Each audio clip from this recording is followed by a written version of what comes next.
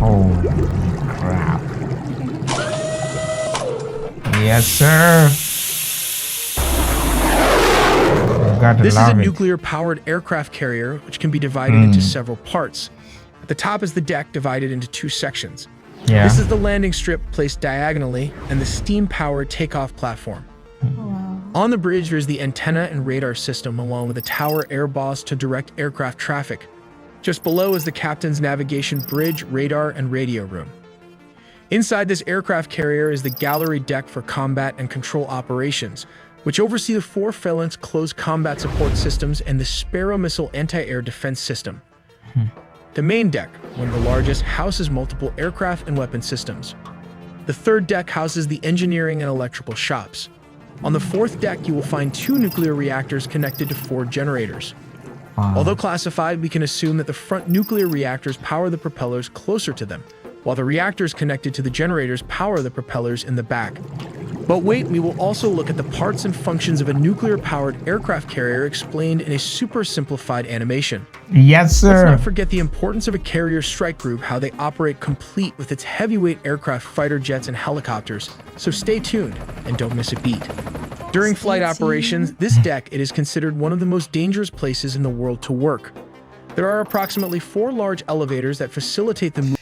If you're liking this, we say welcome. Thank you for clicking on this video. If this is your first time, we give you a special thanks.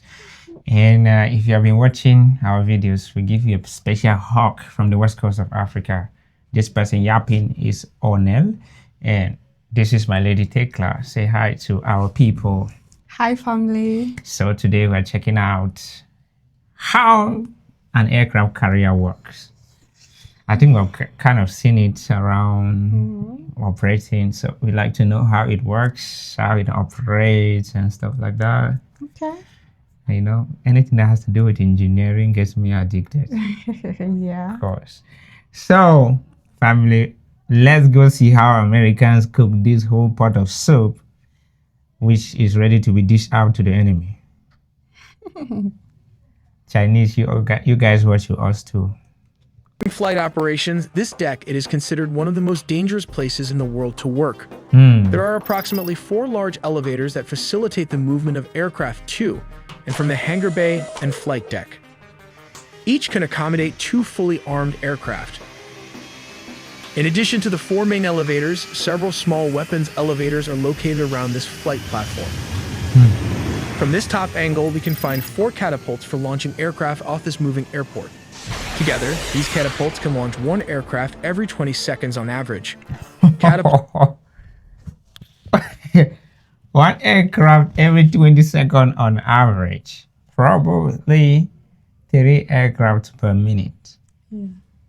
3 times 60, 180 aircraft sorties per hour. Oh, bro. And I didn't know that this thing has 2 catapults. Means it can shoot out 2 aircrafts at once. That's nasty work. Nasty. Give in. Catapults can launch 1 aircraft every 20 seconds on average. Catapults 1 and 2 are situated on the bow. If you look closely, there is a bubble called the Integrated Catapult Control Station. This is a small dome located between catapults 1 and 2 on the bow and left of catapult 4 on the waist. Okay. This helps facilitate the launching of fighter jets for the aircraft carriers. As mentioned, this nuclear-powered aircraft carrier utilizes a significant amount of excess steam. So beneath the deck, they are stored in these containers ready for transporting through these pipes when needed. These systems facilitate high-energy expansion through these 320-foot-long tubes, thus powering the steam catapults. Each track features 2 cylinders that run its entire length. A piston on each cylinder is connected to a shovel extending out from the track. When an aircraft is ready for launch, it taxis into position and its nose wheel connects to the shuttle. Upon launch, high-pressure steam is directed into the cylinders, propelling the shuttle down the track at high speed and launching the aircraft into the skies. Wow. You've got to love America. Furthermore, a water brake is employed to slow down the shuttle at the end of its run, allowing it to be retracted for its next mission. But wait, these fighter jets' exhausts are extremely powerful, so just before takeoff, the jet blast deflectors are raised upward at a 45-degree angle using hydraulic cylinders. This is done to prevent the extreme heat from damaging the high-value assets stationed nearby. Interestingly, this Queen Elizabeth class does not have catapults launching systems. This is also similar to Russian and Indian carriers. Instead, it relies on tried and tested ski jump process to launch its fighter jets. However, what goes up must come down, and this is where this American aircraft carrier stands out. Yes, It sir. features not one but 4 steel arresting cables, also known as cross-deck pendants, spanning this small moving airport. Upon touchdown, the aircraft's tail hook connects to one of these cables, bringing the aircraft to a stop in approximately 300 feet. That's a In fact, if you have served on an aircraft carrier and you're watching this video, or you know someone who has served on it, please let us know. We give that person absolute respect. This thing Thank is a you for your monster. service. Yeah, this thing is a monster. This is the epitome of technology. This is the bleeding edge of holy crap. Upon touchdown, the aircraft's tail hook connects to one of these cables, bringing the aircraft to a stop in approximately 300 feet. That's a significant amount of stopping power for a fighter jet of this size. Just like an airport, they have a flight control island, also called the Air Boss. It is from this deck you can have an almost panoramic view. Just below it is the navigation bridge. In simple words, the captain and his crew steer the movement of the $12 billion airport. Moving further ahead is the radar room. $12 All billion. the data are fed through the electronically scanned array Air Search 3-dimensional radar system with a range of 285 miles, which translates to around 460 kilometers. You're kidding me. And this tower here is a 2-dimensional long-range air search radar with a range of almost 294 miles. Just below the radar room is the Combat Directions Center on an aircraft carrier. These are specialized spaces that provide information for command and controls for close and support system or the Sparrow missiles. This is the nerve center of the ship, providing processed internet information for command and control of the near battle space. But just a reminder, this is no ordinary internet connection. It has a military-grade data encryption level because you do not want hackers knowing this multi-billion-dollar position and reading your classified data. But we as civilians can also achieve this level of encryption by using private internet access. Whenever you are browsing online on an unprotected device, such as your phone, computer, tablet, or console, your device is transmitting a great amount of information out into the open, which can be viewed by various entities before reaching the intended website. A virtual private network, or VPN for short, hides your IP address and safeguards your internet connection through an encrypted tunnel. Taking this guy as a reference as he is sailing from America to London. His websites and services across the internet will change depending on his physical location. As you can see, I'm in the UK version of Netflix. To switch to a US server, I just use Private Internet Access VPN. This is a London server, and to switch to a different server, I just have to scroll here and select US Streaming Optimized server, which is going to be used for streaming content specifically. Then go to our web browser, refresh it, and boom, here we go. Netflix US region. But wait, that's not it. You can now use one private internet access subscription to protect an unlimited amount of devices at the same time, just for the price of one account. Go to piavpn.com/AITele for an 83% discount on private internet access. That's $2.03 a month and get 4 extra months for free. Below the combat room. So thank you for watching that. We're going to link the original video in the description, and please head out there, support his channel, also watch his video, subscribe to him. If you love this video, you definitely love his video more. Thank you. Thank you. Let's go. Is the hangar, where it can accommodate as many as 80 aircraft. Some say this single number of fighter jets is bigger than most countries' Air Force and Navy combined together. Example is my country. We do not have an Air Force. Last I checked, a few years back, we had about 6 aircraft in the Air Force, and as of date, seems as though we don't have any left.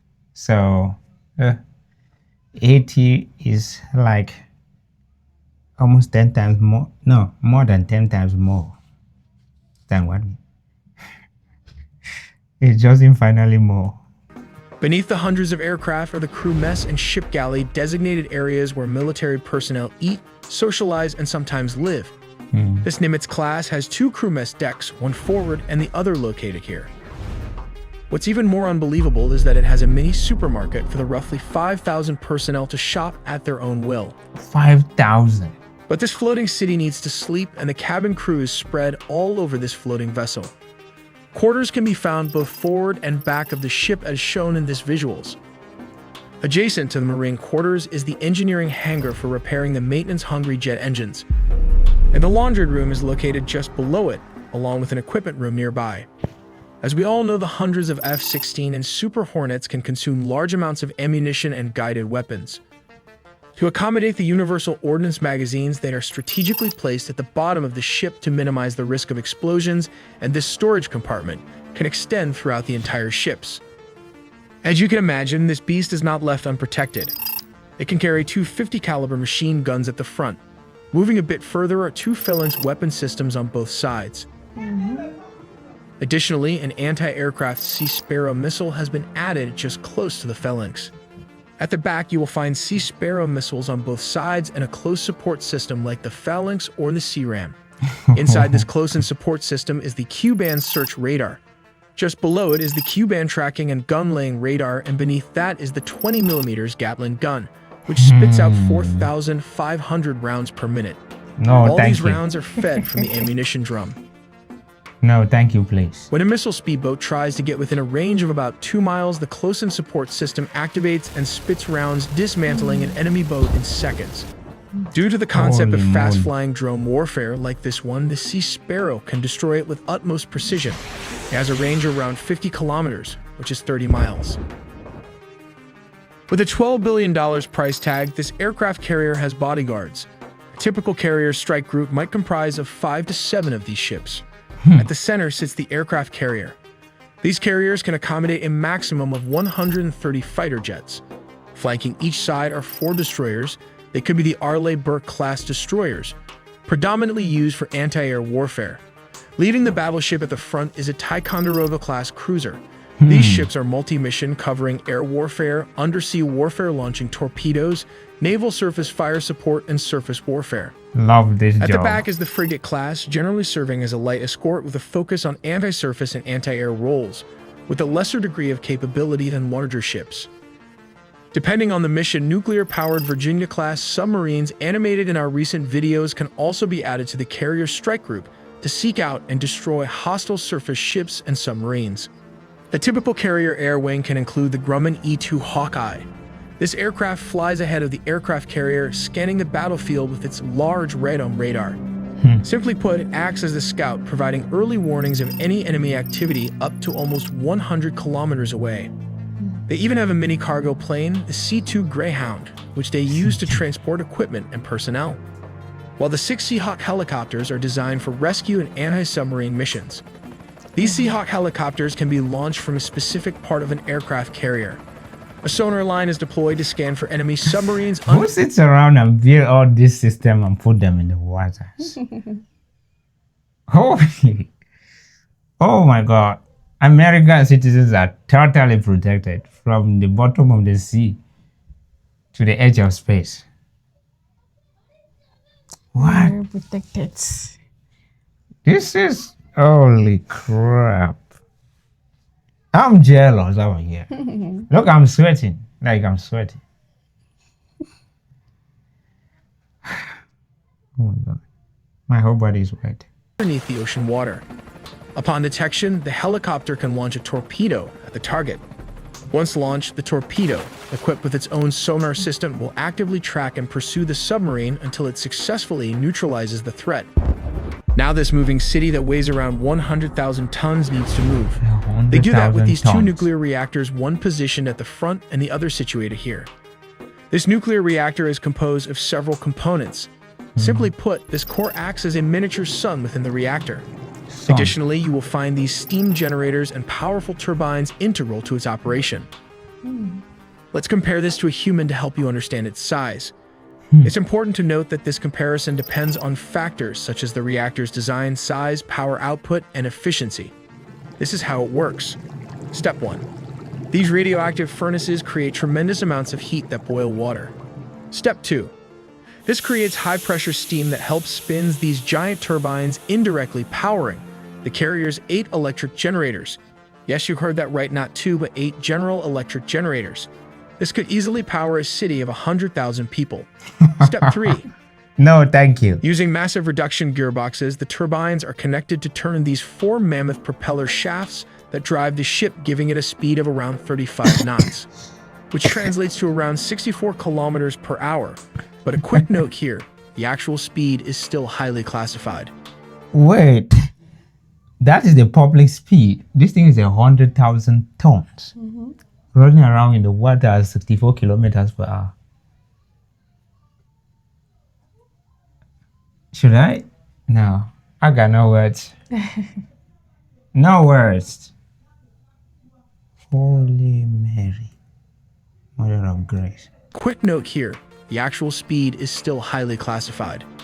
Not. As nuclear physics is a complicated subject, we'll simplify it for you through these animations. A nuclear reactor consists of three crucial components. Fuel elements, which could be uranium-235 or uranium-238. These rods vary in number according to the size of the reactor. A moderator, which can be water. Control rods, whose main function is to absorb any excess or spare neutrons in the moderator. Let's see how it works. Uranium oxide is compressed into fuel.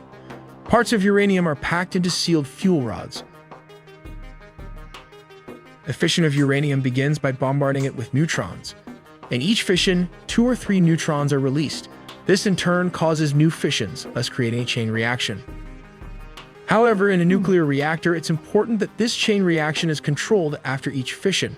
Only one released neutron should cause a new fission. This is how it is controlled. By lowering the control rods, they absorb the oversupply of neutrons. Lowering all the control rods at the same time results in stopping the chain reaction. Now that we have mastered the basic understanding of a nuclear reactor, let's look at the step-by-step process.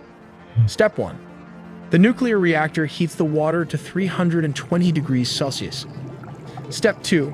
The pressure regulator is responsible for preventing water from converting into steam. Step 3. High pressure passes through a steam generator. This is where you want to convert water into high pressure steam. Step 4. The steam helps turn these huge turbines at a very high speed.